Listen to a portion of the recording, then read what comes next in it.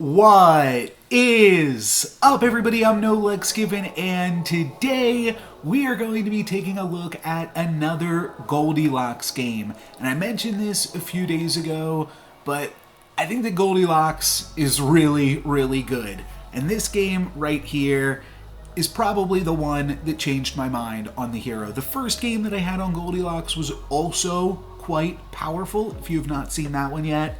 But this one was absolutely insane, and it starts off pushing the boundaries of insane. I don't know how often I've used a For Glory on 2.1, but we got pretty lucky with a roll the die into a Polywoggle, which then slayed and gave us a Romeo, which isn't a super impressive unit, not going to do anything until we hit level 4, when we have a better chance of finding Juliet than we normally would on that level up turn, but it is going to be a 6-7 for us, at least for the current turn with that baby rune, and that is enough to win the For Glory. Unfortunately, I felt like I couldn't really capitalize on it that well, because this turn I'm just picking up like a kitty cut purse and a bossy. I didn't really think that this was that strong of a start after that fact, but definitely really strong to at least just start off with that Romeo, and then next turn we're going to have a Goldilocks turn, and I think that that is one of the really cool things about Goldilocks. It's like an Apoc 4 different times. You get to just have these really powerful turns. You're more likely to find the units that you're looking for, like you can pick up a Brave Princess most games, and that's basically a free tier 3 treasure. And all of that is just really powerful. And then I'm going to end this turn off by casting a Luna's Grace onto a Kitty Cut Purse. I felt like that was kind of free, would make us stronger for the turn, and then we just wind up taking that gold into the next turn. And yeah, seemed like a good idea. But the Brave Princess can hopefully slay and put us down an interesting path. And one of the interesting things I think about this game is I really do look at Goldilocks like an Apoc that's just better. That's how I look at her now. And people are really willing to cast XP on Apoc, but I think people are a little bit afraid to do so on Goldilocks. And if you think about it the way that I just described it, in that you get 4 distinct Apoc turns throughout the game, maybe not the 3.0 turn, but definitely the 4.0, the 5.0, and the 6.0, those can all be really great turns for you. So buy some XP and hurry up and get to those turns, so that way you can just add some really powerful units to your board. And that's really how I look at the hero, at least for right now. So going to purchase this Turkish Delight. Next turn we will have 7 gold plus 2, so we'll have 9 gold for the turn, and we could potentially still sell off 3 of our characters to pick up 3 level 4 characters. That's totally reasonable and works on the econ. So that's something that I'd potentially do here, at least something that I am going to consider. We are going to take a little bit of damage against the Fates, but that is a-okay. We are going to be able to pick up another questing character even with the Nutcracker, and like I said, that is just a fun aspect of Goldilocks, getting to find these questing characters a little bit more reliably. We didn't find Cinderella this game, but we're going to have a fun time finding and completing almost all of the other quests throughout this one. And no Princess White as well, because we are past level 3. We are moving on. We don't need no stinking dwarves. And we will pick up a Lightning Dragon as well as a Heartwood Elder to complement the board. And here's where I think, like, okay, we got the XP spell, and we spent 4 gold to do so, but then we got 2 gold back as Goldilocks, and I think this is a really strong board. For 3.2, this is a really strong board. And I just think that Goldilocks gets to take advantage of boards like this and games like this in a really fantastic way. Because we got Nutcracker ahead of the curve, it is almost completed in 1 turn. It would have been completed had we held on to the baby route. That was a small mistake. I didn't really think about that at the time, but now I'll pick up a River Wish Mermaid to go alongside Lightning Dragon. That's just a combo that I always love. And then I'll fire off a Genie's Wish and pick up a Gingerbread Knight. I do consider picking up a Sporko, but ultimately I'm just going to wind up keep rolling. And I also consider Monster Book. I think that that could have been good too, but ultimately I'm pretty excited to pick up another Turkish Delight. Again, it's just, let's get to that turn 5.0 a little bit sooner. Let's sell off some characters and let's see what we can do with some level 5 units and how we can make that exciting. So I'm going to lock on to a Turkish Delight. It will make the math a little bit weird because that means that we'll hit level 5 next turn. So then we'll roll and then our shop will be all 5s. But we can still find plenty of fun stuff to do with that. Don't you worry. And we are going to get the Brave Princess Slay and the Nutcracker activation in this turn. So we'll have a level 3 and a level 4 treasure to pick up.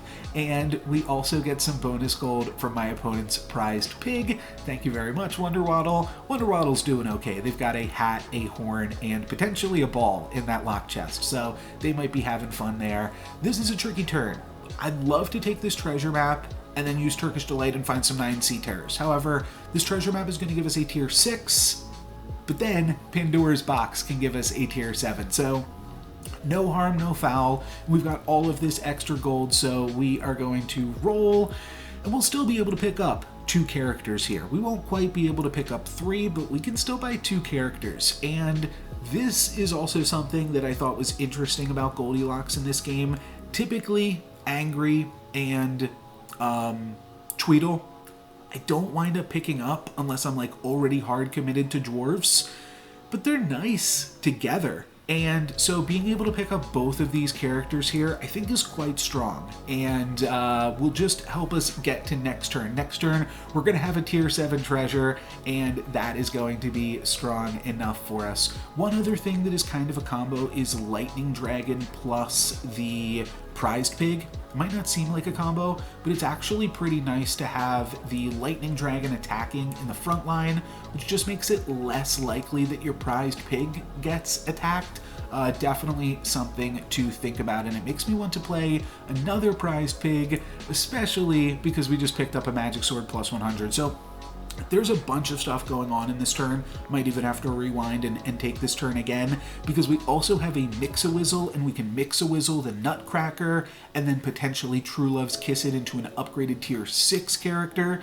So that was going through my head, and then I also wanted to pick up 9 Sea Terror. That seemed like it was pretty strong. Going to finish off with a Genie's Wish. I think I'll just talk about the rest of it now. I wound up playing the wrong board this turn. I'm like a mix of, do I want to play a strong board / do I want to greed for Prized Pigs? It's kind of cool that we can, with our Magic Sword plus 100, be pretty likely to slay with our first unit, which means that then we can get some additional scaling off of the River Wish Mermaid, but we don't really need more scaling. Tweedle's big enough as it is, and then I wind up forgetting to put the Cupid in at the last second. Like I said, there was a lot going on this turn, but it's not going to be a big deal. We are going to win, and we'll probably even be able to take some Prized Pig gold with us, because we have that massive Tweedle in the front. So hard to call that a mistake. We walk away with 4 bonus gold from the turn. Yeah, it worked out pretty well for us. And I'm going to pick up another Lightning Dragon. Same thing. It's a very small thing, but when you have your Lightning Dragons attack in the front, take out their back line, and then Tweedle gets to trade with all of their frontline stuff, it's very likely that you get to walk away with bonus gold from Prized Pig, and that seemed good to me.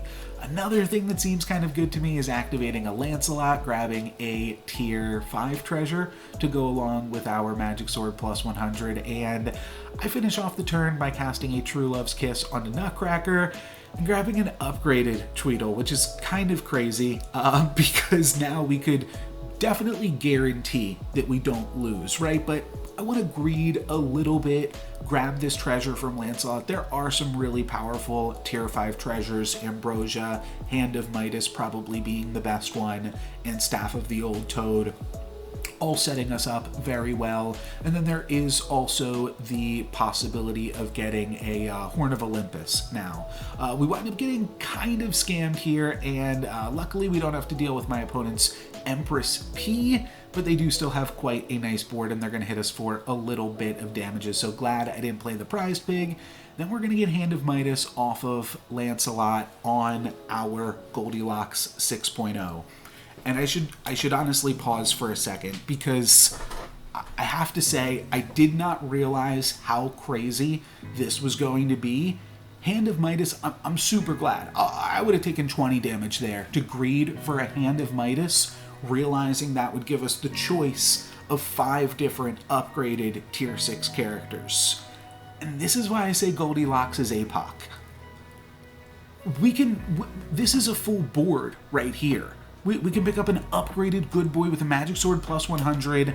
We can pick up a Green Knight with an Empress P and a Gumblegore.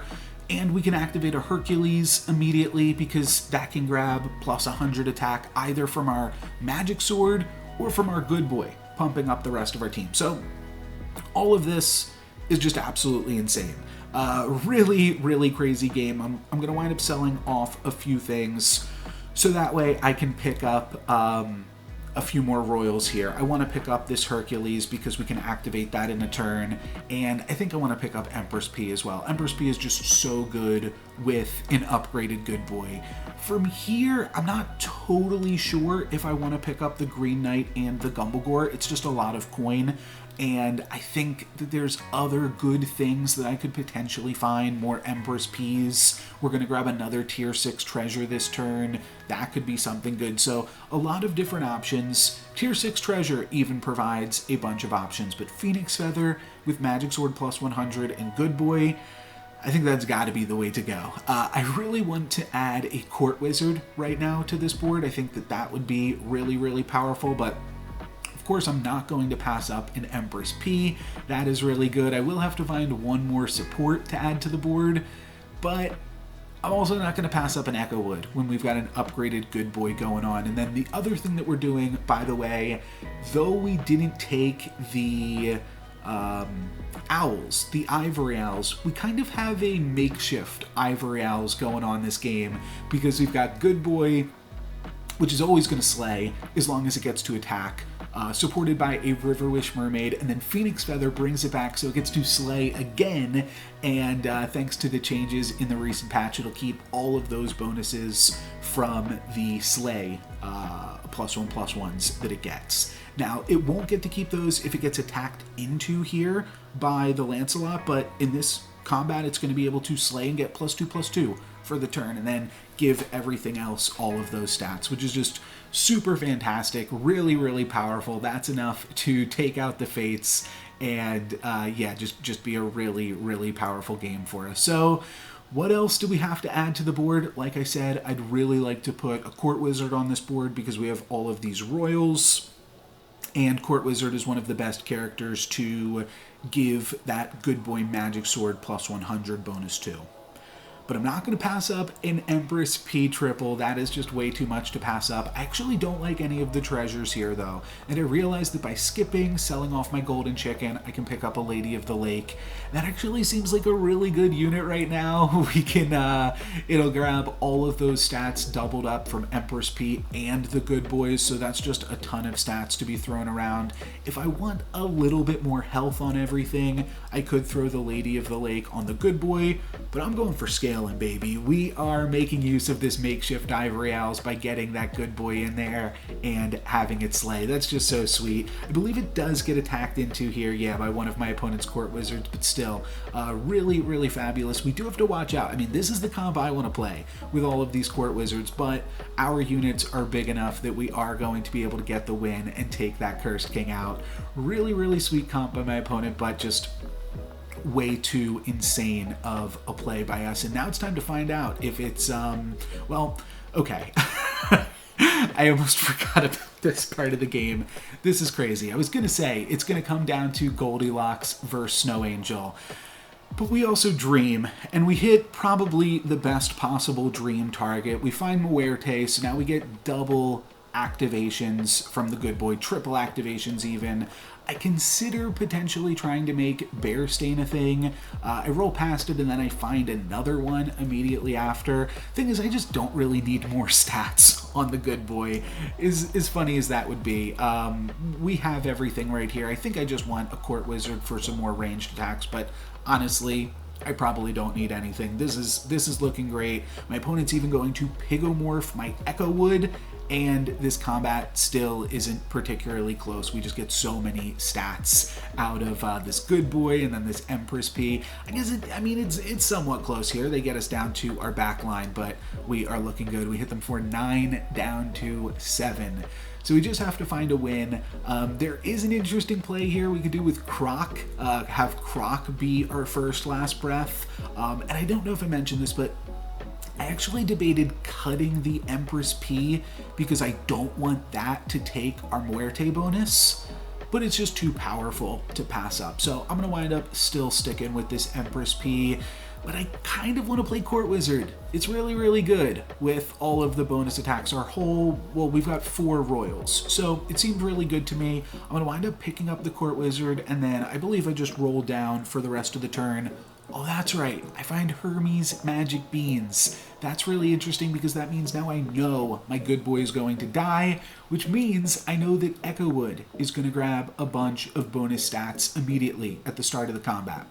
Despite that, I decided that I wanted to go for the bonus attack off of the Lancelot getting attacked into from Court Wizard, but could have also just been really fun. And you can see here we do get the bonus attack, so it's somewhat relevant.